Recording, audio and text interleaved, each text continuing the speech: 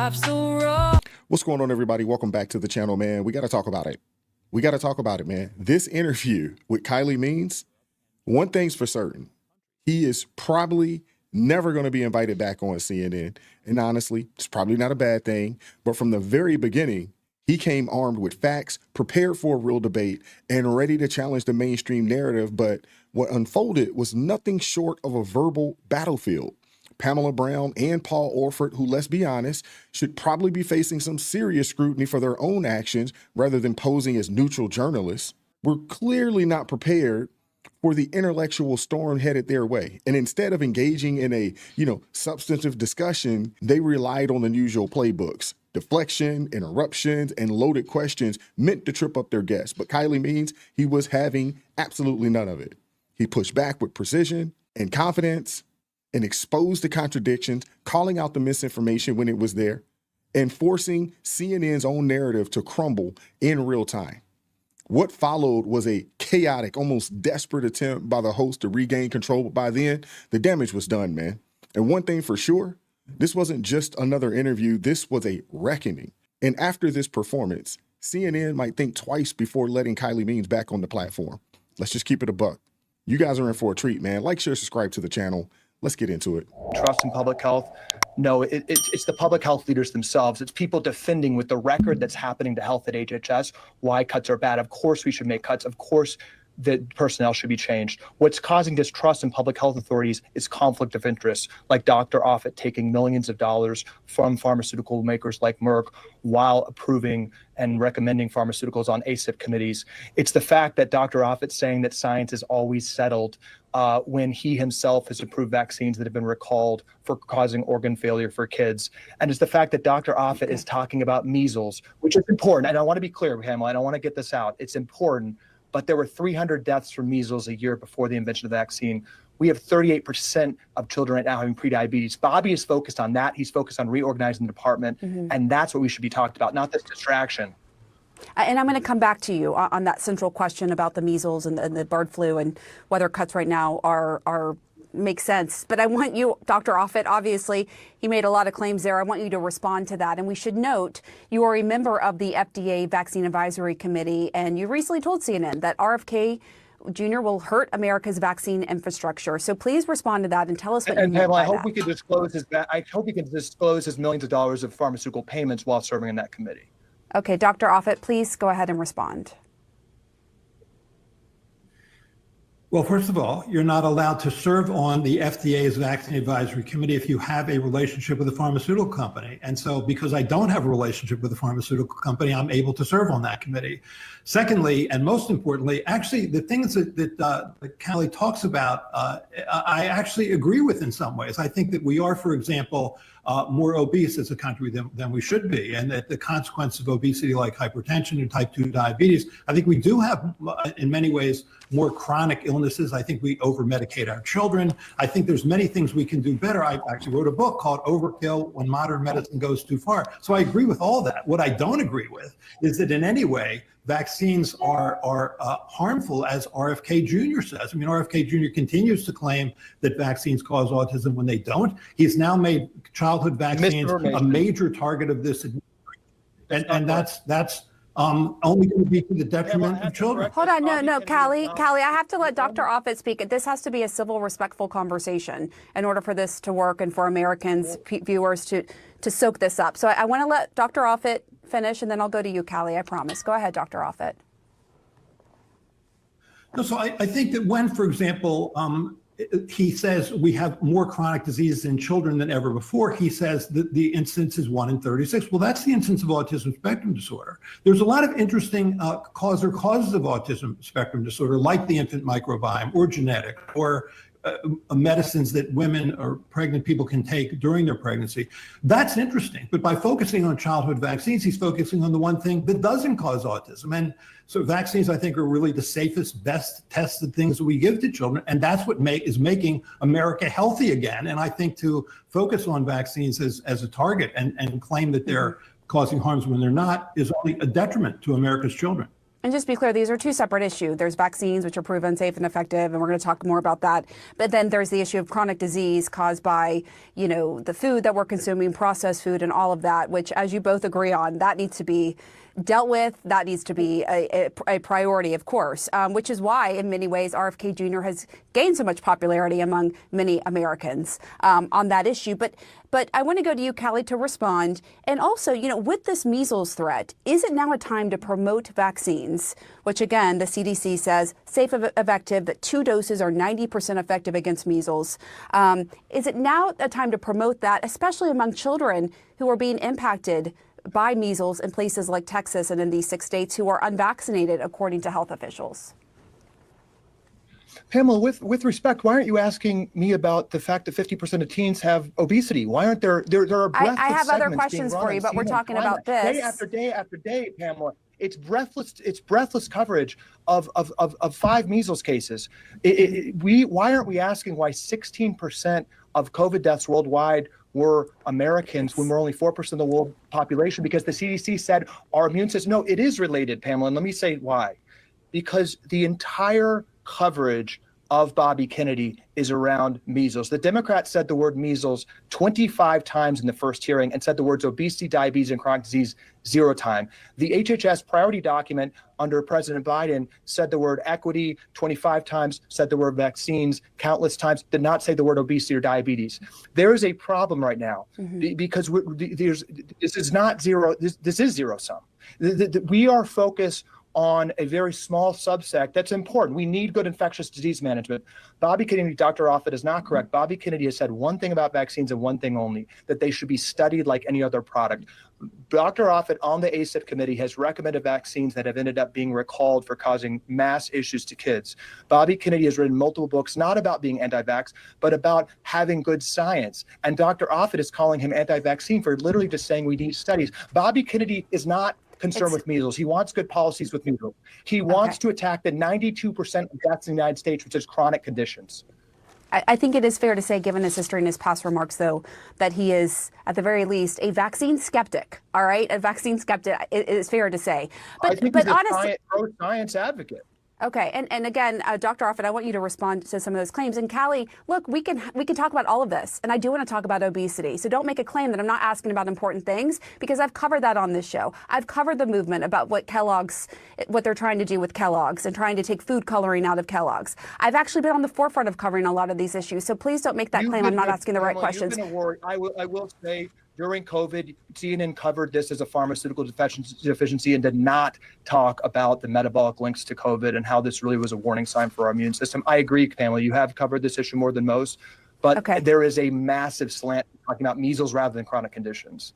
Okay, and that's your point of view, and you're entitled to that. And on this show, we try to share all kinds of points of view and different ways of looking at things. Thank you. I want to go to this 2016 USDA report that shows sugary beverages are the second most purchased items by households that receive SNAP benefits, while desserts are the 5th most purchased. Senator Mike Lee has introduced the Healthy SNAP Act, which would exclude these items from SNAP. Doctor, do you think that that's important, a bill like this? Are you in favor of that? Sure. I mean, I think that it's certainly true that we can have better health. I think, that we do have an increased incidence of obesity. I think that I think we over-medicate our children in many ways. I think that people are reasonably dissatisfied with the healthcare system. I think we don't get great bang for our buck with what we spend per capita. I think compared to other developed world countries, we don't have the same length of longevity, or infant mortality rates don't compare favorably. Sure, that's all true. And I think you can have that and also say how important vaccines are. What worries me about RFK Jr., which is why I think he shouldn't be ahead of HHS, is he has been a virulent anti-vaccine activist for the last 20 years. And when he stands in front of the HHS a couple days ago, what did he talk about? He talked about childhood vaccines, number 1. He talked about electromagnetic radiation, number 2. He talked about pesticides. He didn't talk about the things that Callie's talking about here, which is things like obesity or over-medicating children or sugar drinks. I'm all for that. I agree with that. But you can have both. He He gave a powerful speech about these issues. This is what Bobby Kenney's fighting against, Dr. Offit. As you know, you were the chair at the Children's Hospital, the Merck chair. It was like a NASCAR driver wearing their sponsors.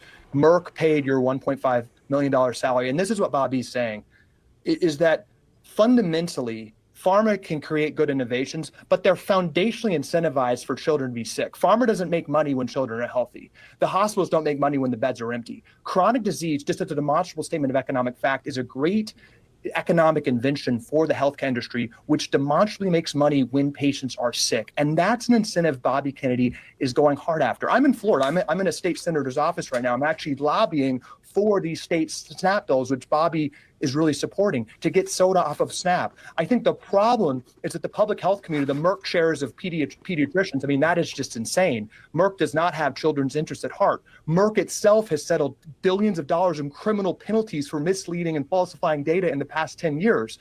And by the way, I should, for transparency, you used to be a pharmaceutical rep, right, Callie? No. I was about 13 years ago was a lobbyist, which included. So the you food were a and farm lobbyist industry, for and my wife is pharmaceuticals. dedicated to Okay. calling that out. Right. But really quick, we do have to go. But Dr. Offit, I have to have you respond to his claims about Merck and your ties. Sure.